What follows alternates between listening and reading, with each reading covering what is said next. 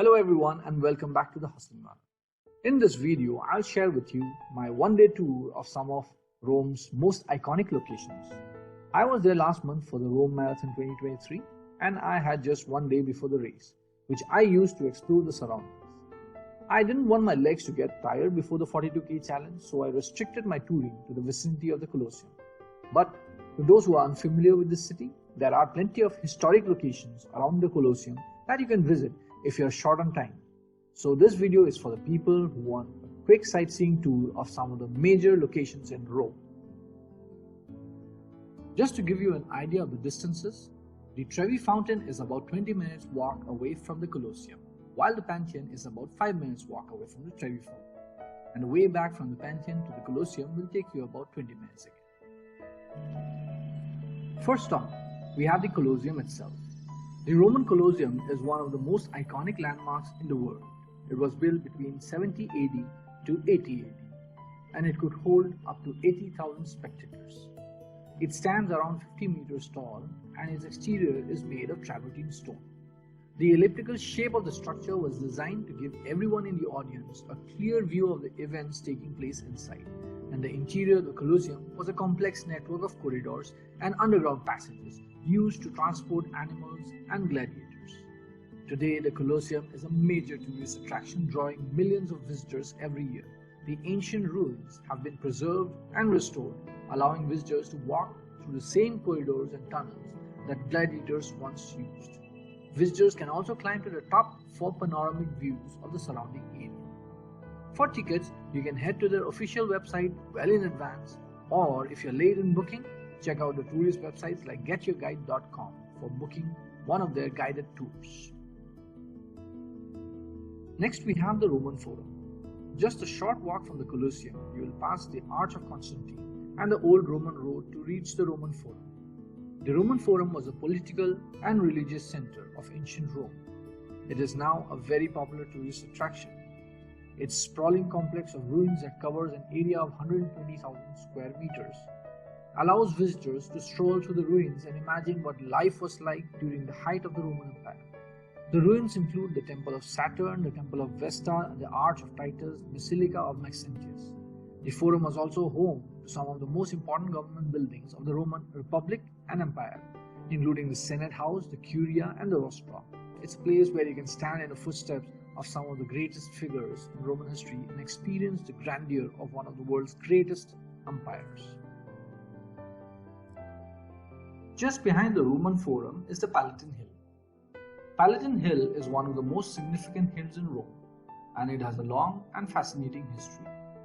According to legend, the hill was the site of the cave where the she-wolf nursed twin brothers Romulus and Remus, who went on to found the city of Rome.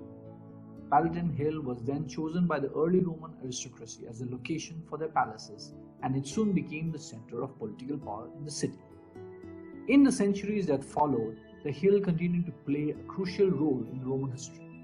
During the Republican period, the hill was the site of many important events, including the assassination of Julius Caesar in 44 BC. After the Roman Empire was established, Palatine Hill became the site of the imperial palace, where emperors such as Augustus, Tiberius, and Nero resided. Palatine Hill continued to be an important center of power in Rome during the Middle Ages and the Renaissance. Many wealthy families built their palaces on the hill, and it was also the site of important religious institutions like the Church of San Giovanni in Laterno.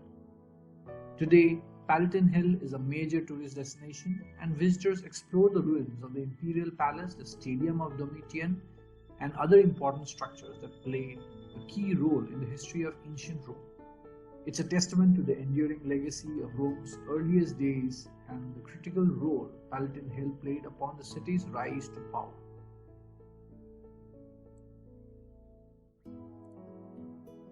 Next up is the Trevi Fountain.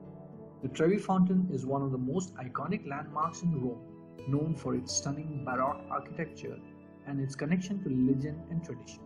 The fountain was completed in 1762 and is located in the Trevi district of Rome.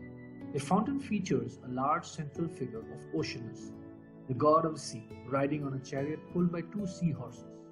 One of the most famous traditions associated with the Trevi Fountain is the tossing of a coin over your left shoulder into the fountain. According to legend, if you do this, you will ensure a return trip to Rome.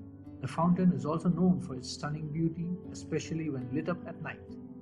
Visitors to the Trevi Fountain can take in the stunning architecture and the vibrant atmosphere of the surrounding area. Whether you're a fan of legend and tradition or just appreciate the beautiful architecture, the Trevi Fountain is definitely worth a visit when in Rome. From the Trevi Fountain, we head back straight towards the Pantheon, and on the way, somewhere in the middle, we have the Hadrian Temple. The Temple of Hadrian is an ancient Roman temple located in the heart of Rome, just a short walk from the Pantheon. It was originally built in 145 AD by the Roman Emperor Hadrian and was dedicated to his deified predecessor Trajan. Today, only a few fragments of the original temple remain, including the front facade and some columns. However, these fragments are still impressive and offer a glimpse into the temple's past grandeur. The facade features beautiful decorative reliefs, and the surviving columns are intricately carved. Finally, we have the Pantheon. The Pantheon is one of the most impressive ancient Roman buildings. Originally built as a temple to all the gods, it has survived for almost 2000 years as a testament to the architectural prowess of the Roman Empire. The building's most striking feature is its dome, which is made of concrete and has an oculus, or a circular opening, in the center that allows natural light to filter into the interior. The Pantheon has been used for a variety of purposes over the centuries, including as a Christian church and as a tomb for some of Italy's most notable figures, including the artist Raphael. Today, the Pantheon remains a popular tourist attraction, drawing visitors from all over the world who marvel at its incredible architecture and history. And that's it for my quick one-day tour of Rome. I hope you enjoyed seeing some of the city's most famous landmarks through my video. There's a lot more to see there, but due to my tight schedule, I had to make do with this short but effective trip around town, and mostly it was done during my shakeout run before the marathon. I hope you have found some useful information nevertheless, and please do like and subscribe to this channel for more such videos. Thank you for watching.